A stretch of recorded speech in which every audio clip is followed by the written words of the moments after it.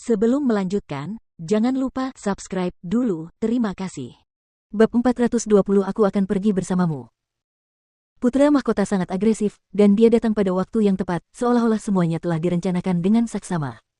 Ini jelas merupakan jebakan bagi Wu Jiu. Putra mahkota adalah orang yang pintar, dan dia tahu apa yang dipikirkan Kaisar Kekaisaran.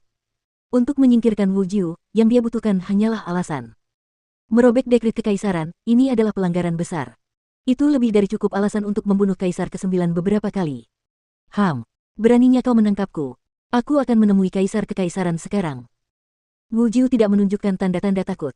Sepanjang hidupnya, dia tidak pernah takut pada apapun. Dia telah berjanji kepada Jiang Chen untuk melindungi semua temannya, dan jika sesuatu yang buruk terjadi pada Yan Chenyu, bagaimana dia akan menghadapi Jiang Chen saat dia kembali?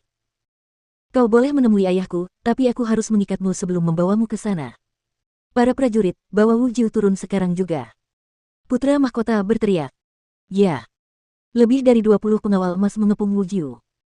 Pada saat yang sama, Kaisar ke-7, Kaisar ke-10, Sang Guanseng, Tiangang Yi, serta prajurit jiwa tempur akhir dari Sekte Pedang Segudang bergabung dengan pengawal emas. Bajingan, beraninya kau menyerangku. Wu Jiu sangat marah. Jiu tua, menyerahlah saja. Kau telah merobek dekret kekaisaran, itu seperti menamparkan wajah Kaisar Kekaisaran, pelanggaran berat. Kami hanya mematuhi perintah putra mahkota untuk membawamu ke hadapan Kaisar Kekaisaran untuk menghadapi penghakimanmu. Kaisar ke-7 berkata dengan seringai di wajahnya. Apa yang harus kita lakukan? Ini makin serius. Guan Yiyun bertanya dengan ekspresi serius. Semua orang lain menunjukkan ekspresi yang sama seperti dia. Tidak seorang pun menduga hal-hal akan berkembang ke tahap ini dalam waktu yang singkat. Kalian tidak melihat ini. Dekret kekaisaran itu sebenarnya dideklarasikan untuk Tuan Jiu. Jika Kaisar Kekaisaran benar-benar ingin Yan Chenyu menikahi putra mahkota, dia akan menyatakannya secara lisan, tidak perlu baginya untuk mengeluarkan dekret kekaisaran. Apa yang dikatakan Jiang Chen benar, di hati Kaisar Kekaisaran, tidak ada lagi ruang tersisa untuk Tuan Jiu. Apa yang terjadi hari ini adalah jebakan. Tuan Jiu adalah orang yang dapat dipercaya yang menghargai hubungannya dengan Jiang Chen, oleh karena itu dia pasti akan jatuh ke dalam jebakan ini. Bikielo menghela napas panjang. Apa yang terjadi hari ini tidak dapat dihindari. Apa yang harus kita lakukan sekarang? Apakah kita hanya akan melihat mereka membawa Tuan Jiu pergi tanpa melakukan apapun? Yu Zihan mengepalkan tangannya erat-erat, menyebabkan beberapa suara bergerak. Mereka semua merasa bersalah atas kejadian hari ini. Jika mereka tidak datang ke sini, Wu Jiu tidak akan harus menghadapi semua ini hari ini. Tidak hanya Tuan Jiu, bahkan kita akan segera menghadapi krisis. Klan Sangguan, Sekte Pedang Myriad, dan Wu Chong jelas menggunakan putra mahkota untuk menyingkirkan kita. Han Yan berkata dengan ekspresi pucat. Situasinya kini jelas baginya. Karena Kaisar Kekaisaran gagal membunuh Jiang Chen ketika ia mengirim Jiang Chen untuk memperbaiki retakan dimensi di Gunung Origin, musuh-musuh ini tidak akan pernah membiarkan masalah ini begitu saja. Oleh karena itu, mereka menyeret putra mahkota ke dalam rencana mereka. Siapa yang berani menyentuhku? Wu Jiu tidak menunjukkan tanda-tanda takut, dia masih menunjukkan citra agresif yang sama saat dia mengeluarkan aura menakutkan dari tubuhnya. Dia sudah berada di puncak alam jiwa tempur, dia hanya selangkah lagi untuk menembus alam raja tempur. Aku akan menangkapmu sendiri. Wu Jiu, jika kau menyerah sekarang, aku masih bisa mengampuni nyawamu dan membiarkan ayah menghukummu sendiri. Namun, jika kau berani melawan, aku akan membunuhmu di tempat. Putra mahkota mendengus dingin. Setelah itu, ia mengeluarkan tombak emas yang tampak sangat kuat. Sebagai jenius nomor 1 dinasti Martial Saint, ia tidak takut pada Wu Jiu. Tunggu. Tiba-tiba terdengar suara yang sangat jernih. Setelah itu, seperti peri berpakaian putih, Yan Chenyu terbang ke langit, mendekati orang-orang ini. Aku akan menikahimu. Namun, ada satu syarat, kau harus melepaskan Kaisar ke-9. Kata Yan Chenyu. Apa? Kata-katanya langsung membuat Wu Jiu, Han Yan dan yang lainnya berteriak kaget. Mereka semua menatap Yan Chenyu dengan terkejut. Tidak mungkin, aku tidak setuju dengan ini. Wu Jiu berkata dengan tegas. Dia tahu Yan Chenyu mengatakan ini untuk menyelamatkannya, tetapi dia tidak akan pernah membiarkan Yan Chenyu menyerahkan dirinya kepada putra mahkota. Bahkan jika melakukan itu akan membuatnya tetap hidup, dia tidak akan bisa menghadapi Jiang Chen. Yu kecil, kembalilah. Kita akan melawan mereka dengan nyawa kita. Tubuh Han Yan diselimuti oleh energi iblis yang kuat, dan rambut putihnya berkibar berantakan, seolah-olah dia adalah Raja Iblis yang menunggu untuk melancarkan serangannya. Jika keadaan menjadi lebih buruk, dia lebih baik melawan mereka daripada menyerah seperti ini. Ya, putra mahkota itu tidak ada apa-apanya. Beraninya dia mencoba memaksa Little Yu untuk menjadi istrinya. Mata Yu Zihan memerah saat berbicara. Guan Yiyun dan Tian Yishan yang berdiri di sampingnya sudah bersiap untuk pertarungan yang sulit. Jiang Chen telah menyelamatkan nyawa mereka, dan karena Yan Chenyu sekarang menghadapi situasi yang berbahaya, tidak mungkin mereka bisa hanya duduk diam dan tidak melakukan apa-apa. Hanya Big Yellow yang masih bisa tetap diam tanpa mengungkapkan pendapat apapun.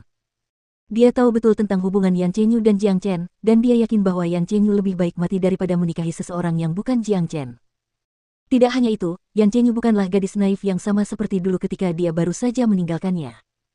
Setelah melalui semua pengalaman hidup dan mati itu, dia telah berubah total. Oleh karena itu, dia pasti punya rencana. Di langit, ketika putra mahkota mendengar Yan Chenyu akhirnya setuju untuk menikahinya, wajahnya langsung dipenuhi kegembiraan liar. Sekarang, dia hanya peduli tentang bagaimana Yan Chenyu memperlakukannya. Nona muda Yan, apa yang kamu katakan itu benar? Putra mahkota menoleh ke Yan Chenyu dan bertanya. Ya, aku akan menikahimu, tetapi kamu harus berjanji untuk melepaskan Kaisar ke-9. Kata Yan Chenyu. Bajingan. Wu Jiu benar-benar marah sekarang. Dia hanya melepaskan energinya dan bersiap untuk melancarkan serangan ke arah Sang Guan Seng yang berdiri paling dekat dengannya. Berhenti. Yan Chenyu berteriak dengan nada acuh tak acuh. Kaisar ke-9, ini masalah pribadiku. Tidak peduli siapa yang aku nikahi, itu tidak ada hubungannya denganmu. Suara Yan Chenyu terdengar dingin.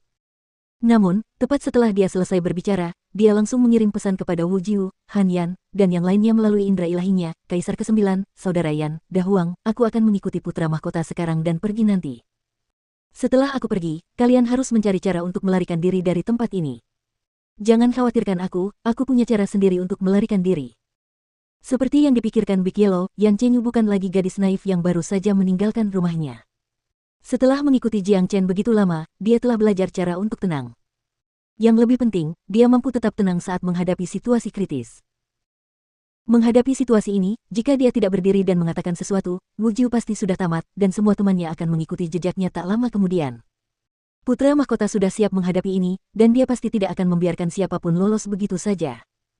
Tidak hanya itu, Wu Jiu terlalu impulsif, merobek-robek dekret kekaisaran, memberi putra mahkota alasan yang sempurna untuk menyerang Wu Jiu.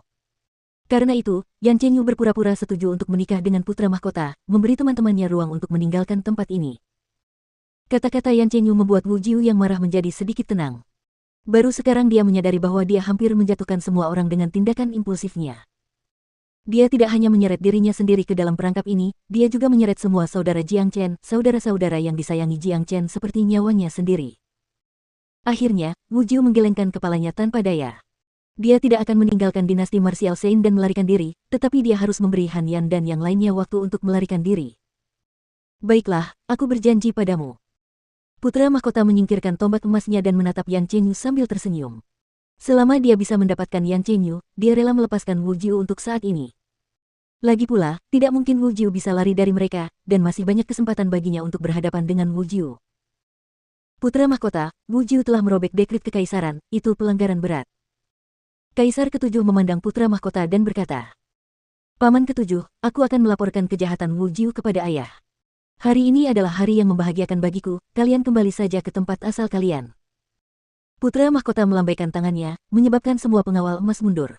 Sebagai komandan pengawal emas, putra mahkota adalah bos mereka. Oleh karena itu, pengawal emas ini akan mematuhi apapun yang dikatakan putra mahkota.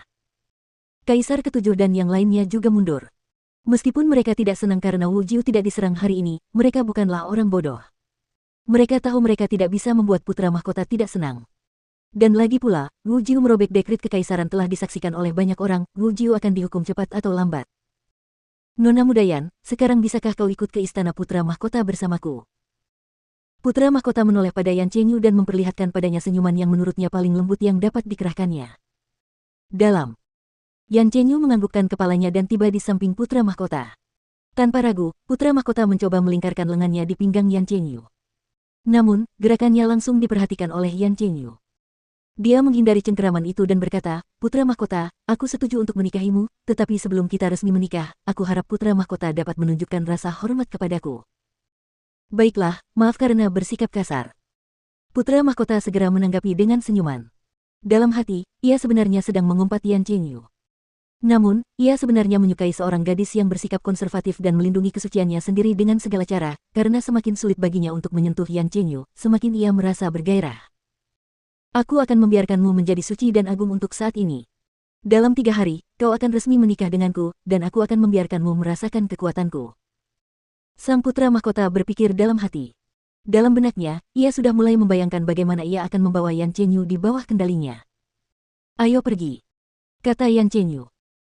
Setelah berkata demikian, mereka berdua terbang ke angkasa dan pergi diikuti oleh segenap pengawal emas yang datang bersama putra mahkota. Melihat ini, Yan Chenyu segera berhenti dan berbicara dengan wajah cemberut, "Aku ingin berduaan dengan putra mahkota, kalian tinggalkan kami berdua saja." Mendengar hal itu, seluruh pengawal emas segera menoleh kepada putra mahkota, karena mereka hanya menuruti perintah putra mahkota. "Kalian tidak mendengar apa yang dikatakan Nona muda Yan. Kami ingin sendiri, mengapa kalian masih mengikuti kami?" Putra mahkota memarahi para pengawal emas itu. Setelah itu, para pengawal emas hanya membungkuk ke arah putra mahkota dan mulai terbang ke arah lain. Putra mahkota tidak menganggap serius perkataan Yan Chenyu, karena Yan Chenyu hanyalah seorang gadis dengan kultivasi jiwa tempur awal. Bahkan jika dia diberi sepasang sayap, mustahil baginya untuk melarikan diri darinya. "Putra mahkota, ayo pergi sekarang." Setelah mengatakan itu, Yan Chenyu dan putra mahkota berubah menjadi dua jejak cahaya dan menghilang dari tempat kejadian. Wu Jiu menatap ke arah di mana mereka berdua menghilang dengan ekspresi muram. Dia berbalik dan melirik Kaisar Ketujuh dan yang lainnya, lalu berteriak dengan suara keras, "Keluar dari sini. Jiu tua, jangan bersikap sombong sekarang. Kau telah melakukan pelanggaran berat dengan merobek dekrit kekaisaran. Cepat atau lambat, Kaisar Kekaisaran akan memberimu hukuman yang setimpal." Kaisar Ketujuh mendengus dingin. "Apakah kau percaya aku tidak akan mencabik-cabikmu seperti yang kulakukan pada dekrit kekaisaran?" Wu Jiu berkata dengan suara yang galak. Dia seperti seekor singa yang hampir meledak karena amarahnya, seolah-olah dia bisa mengamuk kapan saja. "Ayo pergi." Kaisar Ketujuh membawa orang-orang lainnya dan pergi. Mereka semua tahu betapa kuatnya Wu Jiu, dan mereka tidak ingin terlibat konflik yang tidak perlu dengannya saat ini. Bagaimanapun, mereka telah menyelesaikan tujuan hari ini, dan cepat atau lambat, Wu Jiu akan pergi.